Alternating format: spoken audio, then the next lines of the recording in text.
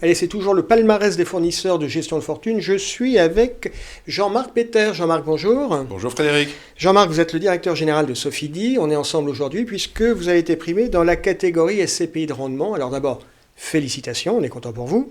Merci, on est très heureux et très honorés. Bon, Jean-Marc, première question. Pourquoi, selon vous, les partenaires, les CGP, ont plébiscité Sofidy ? Je pense pour plusieurs raisons. La première, je pense, c'est la qualité de nos produits qui ont à nouveau tenu leurs promesses, notamment les SCPI Immorente et FIMO. Mais c'est aussi une singularité, c'est qu'on existe depuis 33 ans. Immorente a été créé en 88. Et ça rassure. Hein. Et oui, donc on connaît très bien les CGP, eux-mêmes nous connaissent très bien, et puis ils savent que notre stratégie n'a pas bougé, et on considère que notre stratégie est la bonne. C'est celle qui consiste à privilégier l'emplacement, la diversification des risques et la qualité du locataire. Donc on s'y tient, et ça fonctionne. Le track record hein, sur les SCPI, sur l'immobilier, c'est important. On est sur des investissements.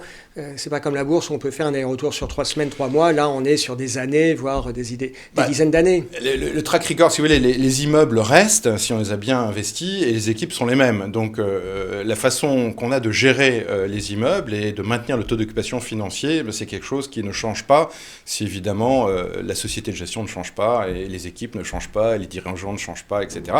Et la stratégie reste la même. Jean-Marc Peter, on est encore en début d'année. C'est quoi votre actualité en ce moment ?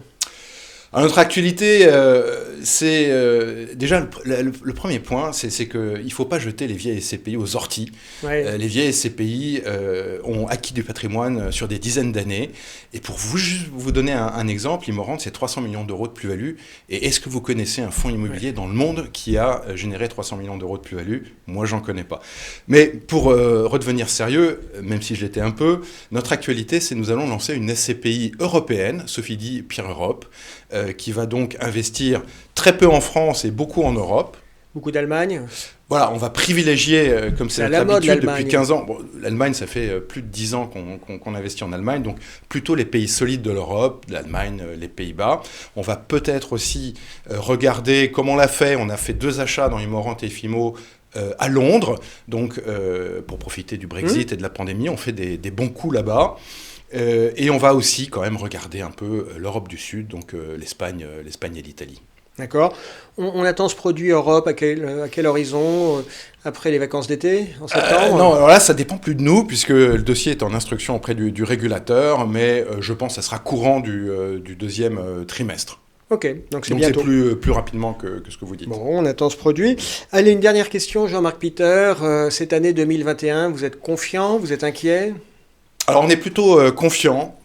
Vous savez qu'on a encore un peu de commerce dans nos fonds, et notamment dans Immorente, et c'est un commerce un peu spécifique, c'est le commerce de proximité de centre-ville, et nous sommes convaincus qu'on est plutôt en fin de pandémie plutôt qu'en début. On voit déjà des signes intéressants en Israël, en Grande-Bretagne, et je pense, le plus rapidement possible, il va y avoir un retour des Français qui vont consommer, et nous pensons que cette classe d'actifs va être un peu la classe d'actifs star de 2021 et profiter de ce qu'on appelle un peu, en termes anglo-saxons, j'en suis désolé, le revenge buying, ouais, c'est vrai le revenge consuming. On a parfois un peu vite enterré les murs de commerce, hein, en tablant sur le e-commerce, en disant tout ça, c'est de la vieille chaque fois qu'il y a des crises, on enterre vite. Le bureau a été enterré alors que on se rend compte aujourd'hui que le télétravail ne va pas avoir un impact aussi important que cela et aussi rapidement que cela. Ouais. Les bureaux bien placés dans les grandes métropoles vont continuer à attirer des entreprises, surtout si dans les années qui viennent, il y a une reprise économique,